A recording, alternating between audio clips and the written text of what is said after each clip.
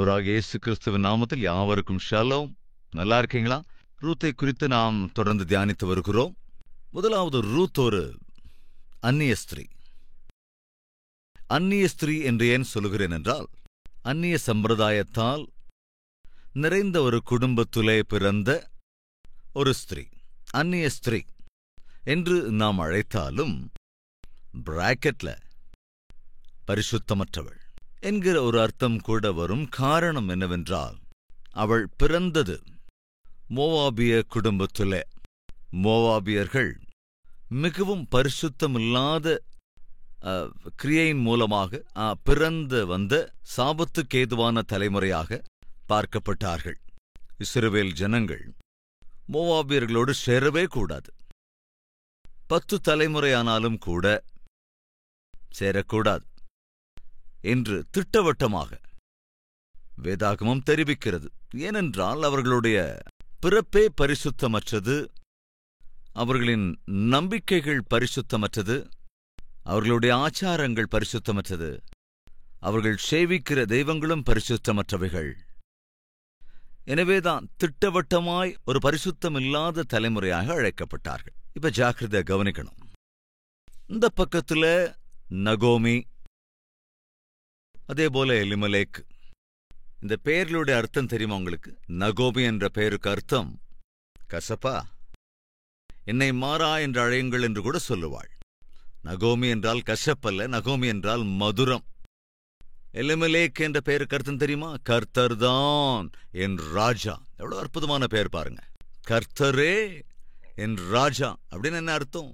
எங்களை போஷிக்கின்றவர், எங்களை ஆளுகை செய்கிறவர், எங்கள் எல்லா தேவைகளையும் சந்திக்கிறவர் கர்த்தர்தான். அற்புதமான பெயரை கொண்டிருந்தவன். அப்போ கர்த்தரே தன்னை போஷிக்கிற ராஜாவாக இருந்தால், அவங்களுக்கு பஞ்சம் வந்தபோது யாரை தேடி இருக்கணும்? யார்கிட்ட போயிருக்கணும்? யாருடைய உதவியை கேட்டிருக்கணும்? யார் தனக்கு ராஜாவாக இருக்கிறாரோ, யார் தங்களை போஷிக்கிறவராய் இருக்கிறாரோ அவரிடத்துலதானே போகணும். கவனிங்க என்னுடைய கேள்வி, சகோதர சகோதரிகளே. நம்மை போஷிக்கிறவர் யார்?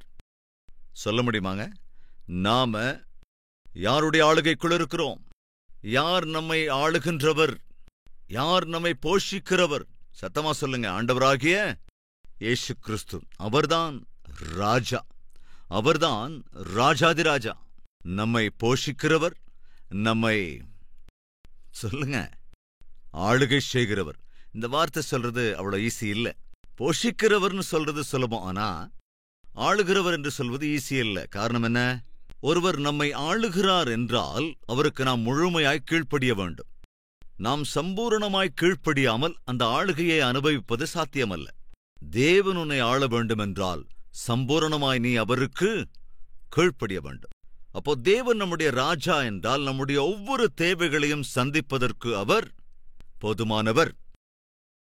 அவர் நம்முடைய ராஜா என்றால் நம்முடைய எல்லா கஷ்டங்களையும் தீர்ப்பதற்கு அவர் போதுமானவர். அன்பு சகோதர சகோதரிகளை கவனிக்கிறீங்களா? உங்கள எத்தனை பேர் இன்று தைரியமாய் சொல்ல முடியும், என்னுடைய ஏசப்பா என் ராஜா, அவருடைய ஆளுகைக்குள் நான் இருக்கிறேன் அப்படின்னு சொல்ல முடிஞ்சவங்க கையெடுத்துங்க. Yes yes yes. கவனிங்க, எலிமெலேக்குக்கும் கூட கர்த்தர் தான் ராஜா. அந்த விஷயத்தை அவனுடைய பெயரே நமக்கு திட்டமாய் தெரிவிக்கிறது. பெயரிலே தேவன் இருந்தார். ஏல் என்றால் கர்த்தர், எல்லேமெல்லேக்கு என்றால் கர்த்தர்தான் என் தேவன், ராஜா. பெயர்ல தேவன் இருந்தார். ஆனால் துரதிருஷ்டம் என்னவென்றால், சொல்லுங்களேன், வாழ்க்கையில தேவன் இல்லை. நம்மெல்லாம் யாருங்க? கிறிஸ்டியன்ஸ். யாருங்க? கிறிஸ்டியன்ஸ். கிறிஸ்டியன்ல கிரைஸ்ட் இருக்காரா? கிறிஸ்தவர்கள். நாம யாருங்க? கிறிஸ்தவர்கள். கிறிஸ்தவர்கள் என்னும்போது அந்த வார்த்தையிலேயே கிறிஸ்து இருக்கிறாரா? எஸ். ஆனால் நம்முடைய வாழ்க்கையில கிறிஸ்து இருக்கிறாரா? That is most important. இயேசு நம்முடைய வாழ்க்கையில் இல்லாமல் நம்முடைய வாழ்க்கை முன்னேறுவது என்பது சாத்தியமல்ல. நம்முடைய சரீரத்திலே மூச்சு இல்லாம நாம் உயிர் பிழைப்பது சாத்தியமல்ல. அதே போல நம்முடைய வாழ்க்கையிலே தேவன் இல்லாமல் ஆவிக்குரிய வாழ்க்கையில் பிழைப்பது சாத்தியமல்ல. எலிமெலேக்கும் நகோமியும் தேவனை அறிந்திருந்தவர்கள், நன்றாக தெரிந்திருந்தவர்கள். ஆனால் துர்பாக்கியம் என்னவென்றால், அவர்களுக்கு தேவன் இருந்த போதும், அவர்களுக்கு கஷ்டம் வந்தபோது, சிரமம் வந்தபோது, பஞ்சம் வந்தபோது நேரா தேவனிடத்திலே சென்று ஜெபிக்கக்கூடிய தேவன் இருக்கிற போதும் அந்த தேவனை தேடாமல் போனது, அந்த தேவனை சார்ந்து கொள்ளாமல் போனது உண்மையிலே கவலைக்குரிய விஷயம். சகோதரியை கவனிக்கிறியா? சகோதரனை கவனிக்கிறியா? உன்னுடைய எல்லா கஷ்டங்களையும் தீர்க்கிற தேவன் உனக்கு இருக்கிற போது, உன்னுடைய எல்லா பாரங்களிலிருந்தும் உன்னை விடுவிக்கிற தேவன் இருக்கிற போது, உன் ஆவி ஆத்துமா சரீரத்தில் இருக்கிற எல்லா தேவைகளையும் சந்திக்கிற தேவன் இருக்கிற போது, அந்த தேவனை தேடாமல் இருப்பது, அந்த தேவனை சார்ந்தில்லாமல் இருப்பது உண்மையிலேயே துர்பாக்கியம், கவலைக்குரியது. எப்பொழுது நாம் தேவனை சார்ந்து கொள்ளவில்லையோ, அவரை தேடாமல் இருக்கிறோமோ, அப்ப நம்ம வாழ்க்கையில கட்டாயமா ஒரு அடிமட்ட நிலைக்கு தள்ளப்படுவோம், ஒரு அதோகதிக்கு ஆளாய் விடுவோம், அநாதையைப் போல கூட ஆகிவிடுவோம். அதுதான் நடந்தது எலிமெலேக்குக்கும் நகோமிக்கும். தேவனை சார்ந்து கொள்ள வேண்டிய, கஷ்டம் வருகிற போது அதை தேவனிடத்திலே சொல்ல வேண்டிய எலிமெலேக்கும் நகோமியும் என்ன செஞ்சாங்க? அந்த தேவனிடத்திலே அதை சொல்லாமல் அந்த கஷ்டத்தை அவங்க கூடயே சுமந்துகிட்டு போயிட்டாங்க. எங்க போறாங்க? மோவாப் தேசத்துக்கு போயிட்டாங்க. ஒரு விஷயத்தை கவனிக்கணும். கஷ்டங்கள் நம்மை தேவனுக்கு நெருக்கமாக சேர்க்கும் அல்லது தேவனுக்கு நம்மை விலக்கி தூரமாக கொண்டு போயிடும். நகோமி எலிமெலேக்கு வாழ்க்கையில வந்த அந்த கஷ்டம் தேவனை விட்டு தூரமாக்கி விட்டது. ரூத்தின் வாழ்க்கையில் வந்த கஷ்டமோ ரூத்தை தேவனுக்கு நெருக்கமாய் கொண்டு வந்தது. அது உன் குணத்தை சார்ந்திருக்கிறது. கஷ்டங்கள் வருகிற போது அந்த கஷ்டங்களின் அடிப்படையிலே கஷ்டங்களை தீர்க்கிற தேவனுக்கு நெருக்கமாக வந்து அவருடைய அற்புதமான ஆசீர்வாதங்களை அனுபவிக்கலாம். இதென்ன தேவன் இப்படி பண்ணிட்டாரு என்று சொல்லி அவ்விசுவாசத்தால், அஞ்ஞானத்தால் தேவனை விட்டு விலகி அந்தகார இருளுக்குள்ள, ஒரு வெறுமையான வாழ்க்கைக்குள்ள நீ போகவும் வாய்ப்பு இருக்கு. பெத்லெகேமிலிருந்து தேவனை விட்டு விலகி எல்லாவற்றையும் இழந்து போனார்கள் எலிமெலேக்கும் நகோமியும். மோவாபை விட்டுவிட்டு பெத்லெகேமுக்கு வந்த எல்லாவற்றையும் இழந்து போயிருந்த ரூத் சமஸ்தத்தையும் பெற்றுக்கொண்டாள். எது ஆசீர்வாதம்?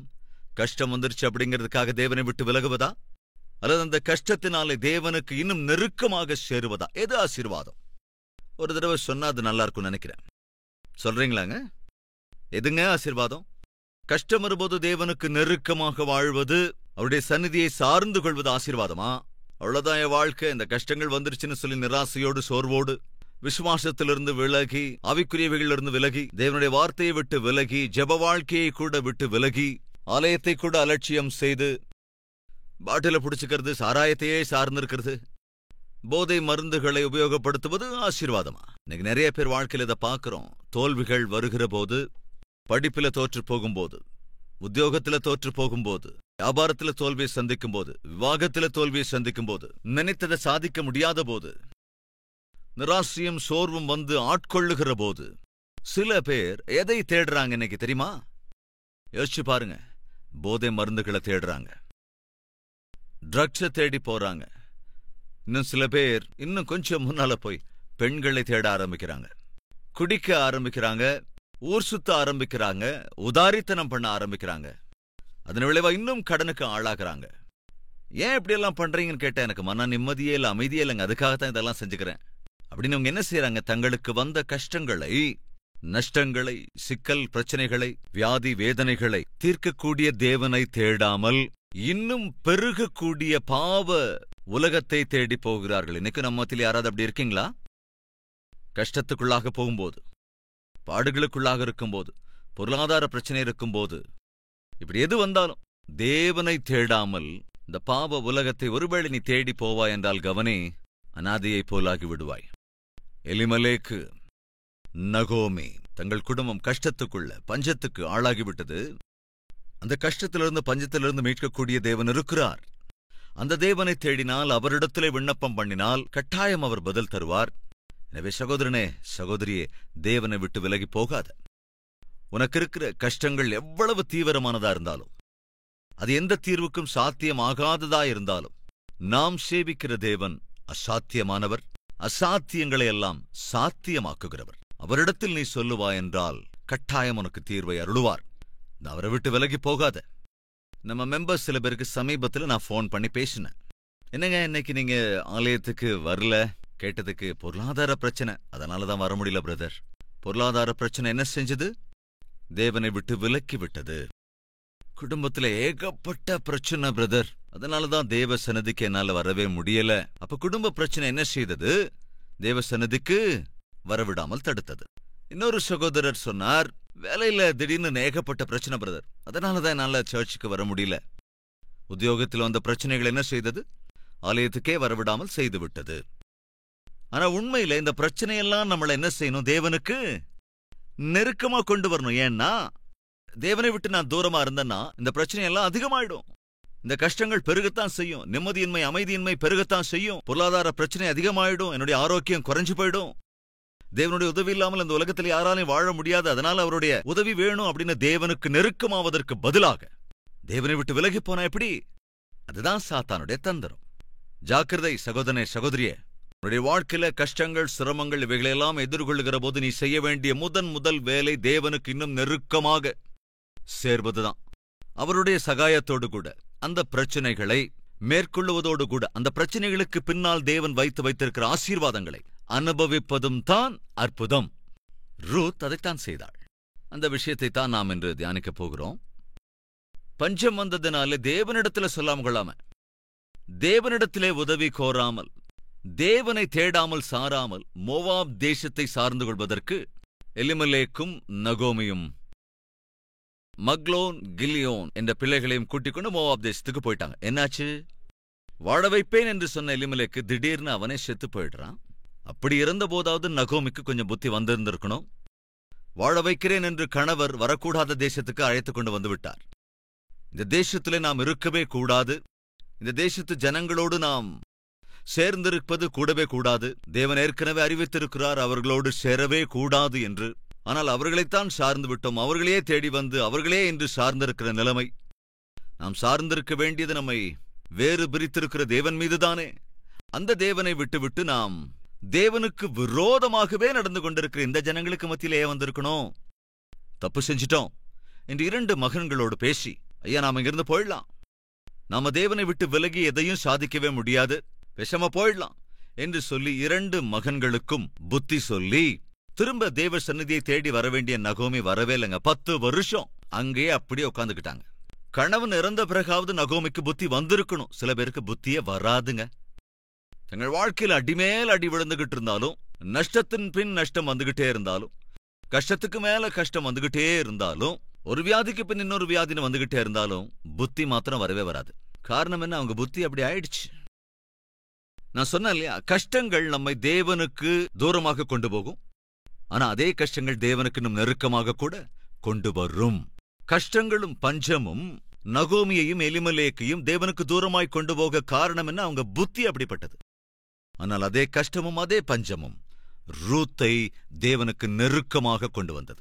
அவளுடைய புத்தி அப்படிப்பட்டதா இருந்ததால். எனவே சொல்றேன், கவனிங்க, இன்று உன் புத்தி எப்படி இருக்கிறது? நகோமி எலிமெலேக்குக்கு இருந்த புத்தியா? அப்படின்னா நீ உன் கையாலேயே உன்னுடைய வாழ்க்கையை நீ இழந்து போக போகிறாய். ரூத்தை போன்ற புத்தியா? அப்படின்னா உனக்கு எதுவும் இல்லாத போதும் கூட நீ தேவனால் எல்லாவற்றையும் பெற்றுக்கொள்ளப் போகிறாய். ஏனென்றால் அவரை நீ நாடி தேடுகிறாய் என்பதால். இதுதாங்க இன்று நாம் கற்றுக்கொள்ள வேண்டிய மிக முக்கியமான பாடம். பெரிய மகன் இறந்து போயிட்டான், அப்பவும் புத்தி வரல. இதனது கணவனும் இறந்து போயிட்டாரு, மூத்த பிள்ளையும் இப்ப இறந்து போயிட்டான். நீங்க ஜாக்கிரதையா கவனிச்சா இந்த 3 பேரும் ஒரே நாள்ல இறந்த மாதிரியாங்க பைபிள்ல இருக்கு? இல்ல, ஒரே நாள்ல இறந்த மாதிரி இல்ல. நகோமியின் கணவன் இறந்து போன பிறகு மூத்த மகன் இறக்கிறான். அதுக்கப்புறம் தான் இளைய மகனும் இறந்து போகிறான். 3 பேருமே இறந்துட்டாங்க. காரணம் என்ன? தேவனை சார்ந்திருக்க வேண்டியவர்கள் உலகத்தை சாருகிற போது இதோ இப்படிதான் நடக்கும். அட்ரஸ் இல்லாமல் செய்துவிடும், ஆதாரம் இல்லாதபடி செய்துவிடும், பசி பட்டினியோடு கூட அழித்து போட்டுவிடும். இந்த 3 பேருமே விதவைகளாக ஆகி போனார்கள்.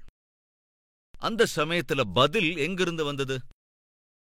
வாழ்க்கையின் மீது ஆசை எங்கிருந்து வந்தது? எங்க ஆரம்பிச்சது? ஜாக்கிரதையா கவனிச்சா நகோமிக்கு ஒரு செய்தி வருதுங்க. பெத்லகேமை தேவன் தரிசித்து அவர்களுக்கு திருப்தியான ஆகாரத்தை அருளிச் செய்கிறார். வாங்க வாசி பார்க்கலாம். ரூத்தின் புத்தகம் 1:3. நகோமியின் புருஷனாகிய எலிமெலேக்கு இறந்து போனான், அவளும் அவளுடைய 2 குமாரரும் மாத்திரம் இருந்தார்கள். புத்தி இல்லாம எங்க இருக்கக்கூடாதோ அங்கேயே இருக்கணும்னு முயற்சி செஞ்சா உன் மேல தீங்குதான் இப்படி வரும். யார் கூட இருக்கக்கூடாதோ அவங்க கூட இருக்கணும்னு முயற்சி செஞ்சா உனக்கு கேடுதான் வரும். கேக்குறீங்களா சகோதர சகோதரிகளே?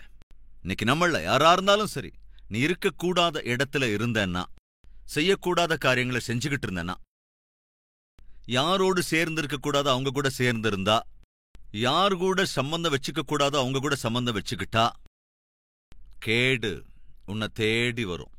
அப்பா இறந்தபோது கூட பிள்ளைங்களுக்கு புத்தி வரலங்க, அங்கேயே உட்கார்ந்துகிட்டு இருக்காங்க.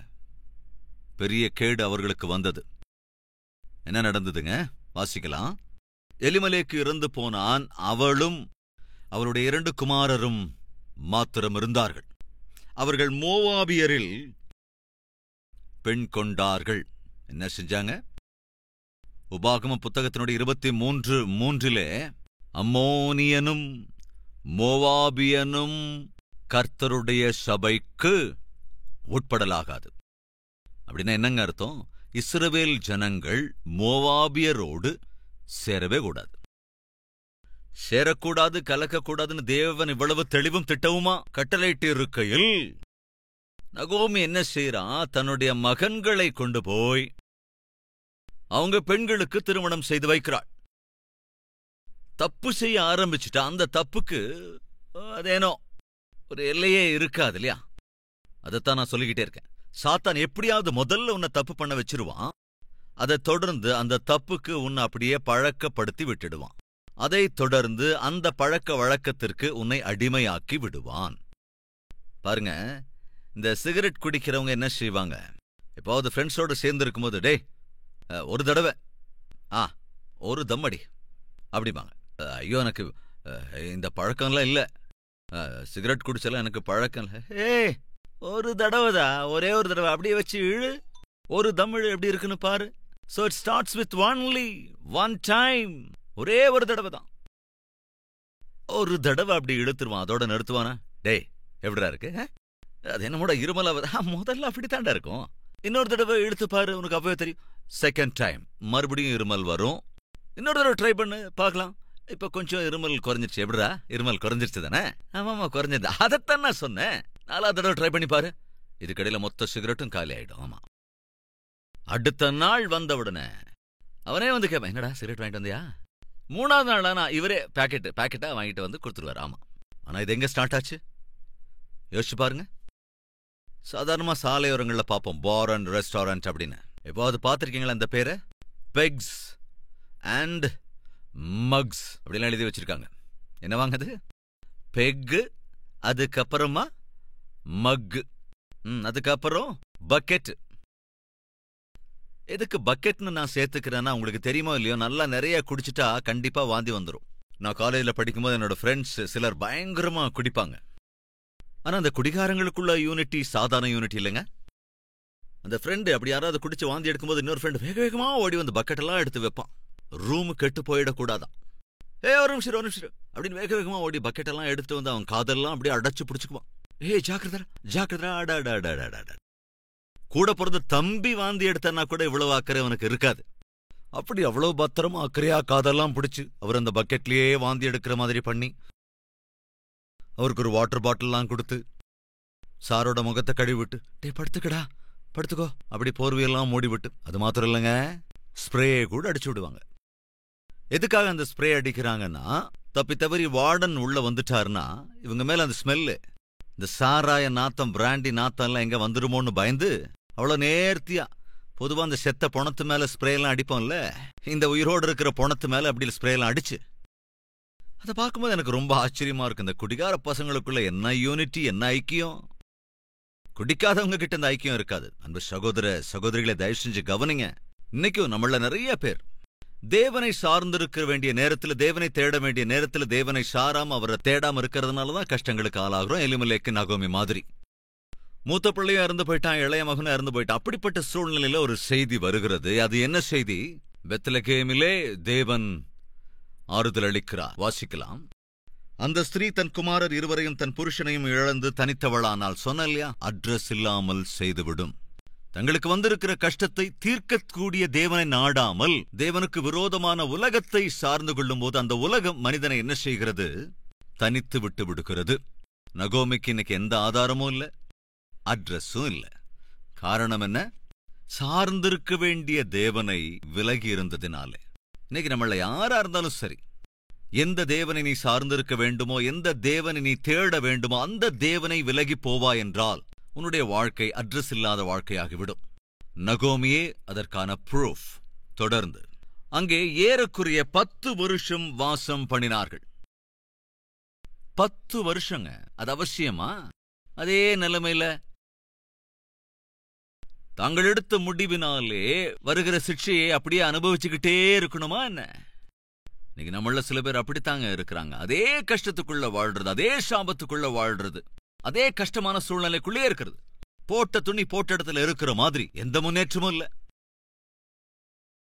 அதே வியாதி, அதே பொருளாதார பிரச்சனை, அதே கடன், அதே கஷ்டங்கள், அதே அவமானங்கள், அதே நிந்தைகள். எத்தனை காலம் இப்படியே எடுக்க போற? எத்தனை காலம் இப்படியே வாழப் போற? 38 ஆண்டுகள். கவனிங்க, பெதஸ்தா என்ற குளத்தின் அருகே ஒருவன் படுத்து கிடந்தான். பைபிள் என்ன இருக்கு தெரியுமாங்க? அவன் 38 ஆண்டுகளாக அதே நிலைமையில அதே குளத்தின் அருகே படுத்து கிடந்ததை இயேசு கண்டு என்ன சொன்னார் தெரியுமாங்க? அவன் பக்கத்துல வந்து, நீ சுஸ்தமாக வேண்டும் என்று விரும்புகிறாயா? என்ன சொன்னாருங்க? 38 வருடங்களாக அதே நிலைமையில, அந்த துர்பாக்கியமான நிலைமையில படுத்து கிடக்கிறா. எத்தனை காலத்துக்கு இப்படியே படுத்து கிடக்க போற? சுஸ்தமாக வேண்டும் என்று நீ விரும்புகிறாயா? யாரெல்லாம் இப்படிப்பட்ட நிலைமையில் இருக்கீங்களோ, சகோதர சகோதரிகளை உங்களை பார்த்து தேவன் கேட்கிறார், உனக்கு சுஸ்தமாகணும்னு ஆசை இருக்கா? உன்னுடைய வாழ்க்கையை மேம்படுத்திக் கொள்ள வேண்டும், நடத்தையை சரியாக்கிக் கொள்ள வேண்டும், உன் குடும்பம் நல்லாகணும், உன் பொருளாதார சூழல் சரியாகணும், உன்னுடைய ஆரோக்கியம் நல்லாகணும், உன் கணவன் நல்லா இருக்கணும், உன் மனைவி நல்லா இருக்கணும், பிள்ளைகள் ரொம்ப நல்லா இருக்கணும் அப்படின்னு ஆசை இருக்கா? ஆசை இருந்தால் அந்த ஆசை இருக்கிற ஜீவனை தேவன் என்ன செய்வார்? திருப்திப்படுத்துவார். இன்னைக்கு நீ சொல்ல வேண்டியதெல்லாம் ஒன்னே ஒண்ணுதாங்க. ஆண்டவரே, எனக்கு ஆசை இருக்கிறது. கெட்டுப் போயிருக்கிற என்னுடைய சரீரம், என்னுடைய ஆத்மா சரியாக வேண்டும் என்ற ஆசை எனக்கு இருக்கு. பாழாகி கொண்டிருக்கிற என் குடும்பம் சரியாகணுங்கிற ஆசை எனக்கு இருக்கு. பாழாகி போன என்னுடைய வாழ்க்கை, பாழாகி போயிருக்கிற என்னுடைய கேரக்டர், கெட்டுப் போயிருக்கிறேன் விவசாயம், கெட்டுப் போயிருக்கிறேன் வியாபாரம், கெட்டுப்போன என்னுடைய வளர்ச்சி, இப்படி எதெல்லாம் உன்னுடைய வாழ்க்கையில கெட்டுப் போயிருக்கிறதோ அதை தேவனிடத்தில் அர்ப்பணித்தால் தேவன் அதை சீர் செய்வார். ஆனால் நீ செய்ய வேண்டியது என்ன தெரியுமா? சரியாக வேண்டும் என்ற ஆசை உனக்குள் இருக்கும் என்றால் தயவு செஞ்சு கவனி, சரியாவதற்கான வழி உண்டு. அந்த வழிதான் ஆண்டவராகிய இயேசு கிறிஸ்து. நீ செய்ய வேண்டியது அந்த ஆண்டவராகிய இயேசுவுக்கு ஒரு வாய்ப்பு கொடு, போதும், அவர் சரி செய்து விடுவார். வாருங்கள் ஜெபிக்கலாம். ஜெபத்தில் ஒரு மனப்படும்படியாக கேட்டுக்கொள்கிறேன்.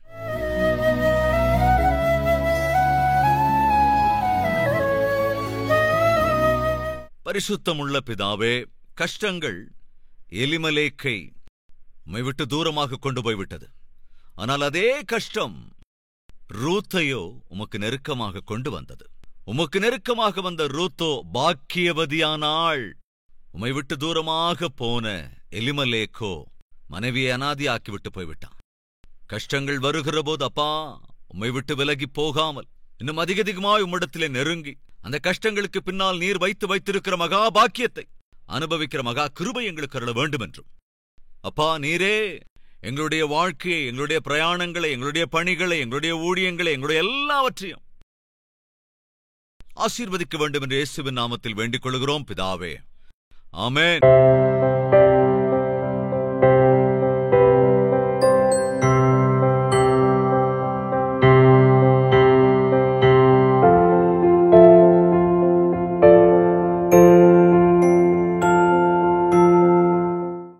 எங்கள் முகவரி கல்வரி, தபால் பெட்டி எண் 30, குக்கட்பள்ளி, ஹைதராபாத் 72